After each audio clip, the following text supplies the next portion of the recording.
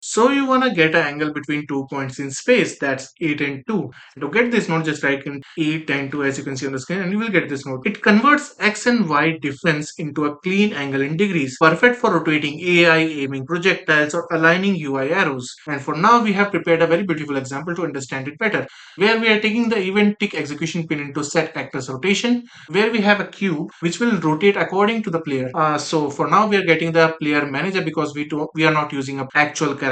So we are taking the get player camera manager and getting its location. And we are also taking the location of current tutorial actor, which is this one, which will rotate actually. And we are doing this x from them and x from this into y and x as you can see on the screen. And then we are setting it in the x, which will roll the whole cube. And we are also going to print this so we can see in actual what is going on, what we are getting as an output here. So wait, here we made a small mistake because I'm giving the actor's location as the rotation pitch and yeah. So let's just get the actor rotation and then this will stay the at least whatever the actor's rotation is. So we don't get any crazy movements here. So after we have done with this, now just let's compile the code and press begin play. Now as you can see on the screen, we are at minus 95 to the actor from the player. And as we are moving, it is actually changing continuously. It is showing us the exact angle we are at from that actor. So hope this is making a bit sense. It is a bit confusing, but it is actually very simple once you get the hang of it. So it is actually taking from 0 to 180 degree and 0 to minus 180 degree, and it is giving us that value, that whether we are at 90 degree or minus 90 degree or like minus 100 or minus 180 or 100, whatever it is. So it is giving us that number,